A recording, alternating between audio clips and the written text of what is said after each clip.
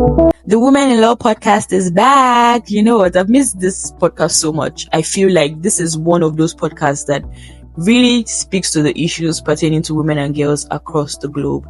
And guess what? Just last year, we were spotlighted as one of the top 20 podcasts talking about women in law. It's so inspiring that we've been doing this, reaching over 14 countries so far. So this time, we're going to go bigger, we're going to go better, and definitely bring more guests your way. Today is just a brief introduction, and before I say anything, let me start by saying happy Valentine's Day.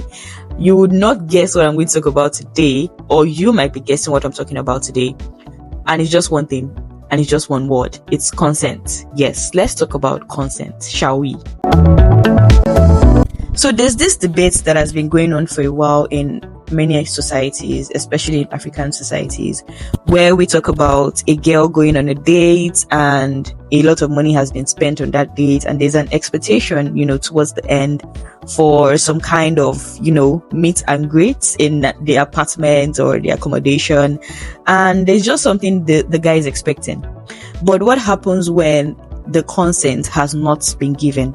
Do we even understand what consent means? Do we know that consent is not just at the beginning? Consent is continuous. Consent should be from the beginning to the end of any sexual intercourse or relations. And this is a very dicey topic, but trust me, we're going to go into it. And of course, we're going to look at it from the lens of the law and what exactly should apply in every single situation. Come with me. Before I even start with anything, let me start by saying that the matter of consent and the topic of consent is really not for anyone below the age of 18. Yes, I said it. We shouldn't be having these conversations about children. Children do not have the mental, legal, or ethical responsibility or capability to give consent. So, anytime or any sexual relations that involves children is pedophilia and illegal. Yes, it's a crime. And in this part of the world, specifically in Nigeria, it is referred to as defilement. So let's go further into the topic of consent. So here are some things to remember about consent. Number one, it must be given freely. So if someone is pressured, coerced, or manipulated into saying a yes, that is not consent. The second thing is you must be informed. If someone isn't fully aware of what they are agreeing to due to lies, deception, or lack of understanding, then that's not consent. Number three, it must be enthusiastic. Now, this one is yes. I hope we can relate to this. It must be enthusiastic. If someone is hesitant, silent, or unsure, that is not consent. It must be ongoing. So consent for one thing doesn't mean consent for everything. It doesn't mean consent for everything. Yes, let me say that again. It doesn't mean consent for everything. And consent given once doesn't mean it applies forever.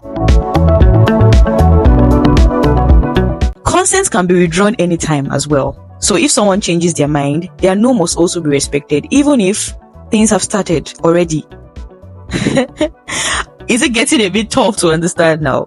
I think when it comes to this, it shouldn't be so hard to really grasp the situation. But surprisingly, a lot of people find it difficult to understand that this is very possible, and in fact it happens all the time. So let's talk about what the law now says about consent. So every country has laws about the minimum age at which a person can legally agree to sex, and engaging anyone below this age is actually considered statutory rape, even if they said yes.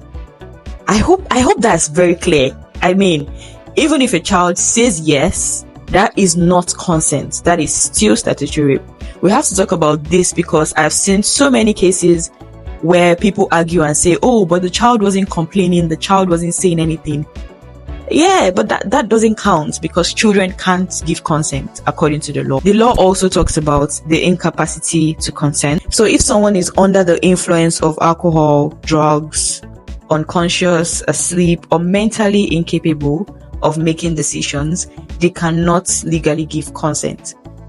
So this brings to question, who are the animals, permit me to use that word, impregnating people who are mentally disabled and on the streets? Who are those people? We really need to start cracking down on perpetrators like this who just go around being wicked and inhumane to people. So let's go ahead to talk about consent and relationships. So being in a marriage or relationship does not automatically mean consent all the time. Spouses and partners still need to ask and respect each other's boundaries. So this is where marital rape and the argument of marital rape comes in, because what makes you think because you have gotten married to someone, you have the right to the person's body all the time, 24/7, even if they say no? That's not humanity. That's not respect for our rights. Yes, that's literally being very, very wicked. The fact that we cannot acknowledge that marital rape does exist in many parts of the world, even in places where it is not recognized by the law, we still need to know that marital rape is a thing and it happens more than we can know.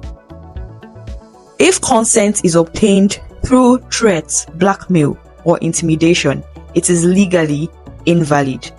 So when this is why when talking about sexual harassment in universities, it is important to understand if consent is obtained through threats or intimidation, which happens a lot in universities. So you hear lecturers say, oh, if you don't sleep with me, I'm going to give you an F on your course.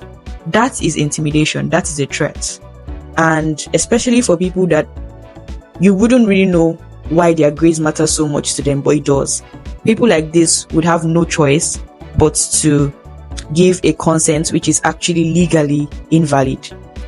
So why is this a topic we're talking about on Valentine's Day, for Christ's sake? It's because consent is really and truly about respect, care, and boundaries. If you truly love someone and care about them, their comfort and consent should always come first. So anywhere you are, anywhere in the world, I hope you remember this, and I hope this is something you take all through your journey in life. I also hope that we start advocating for consent in our safe spaces, in our discussions with our friends, in our comments on social media, because trust me, there's a lot that we are seeing these days. We can't afford to be ignorant and uneducated about what consent means in the eyes of the law. So that brings us to the end of the Women in Law podcast today. I hope this conversation helps you navigate consent and awareness and respect for people. If you found this episode valuable, share it with someone who needs to hear it, and don't forget to subscribe for more content on the Women in Law podcast. Till I come your way next time, bye. Happy Valentine's Day.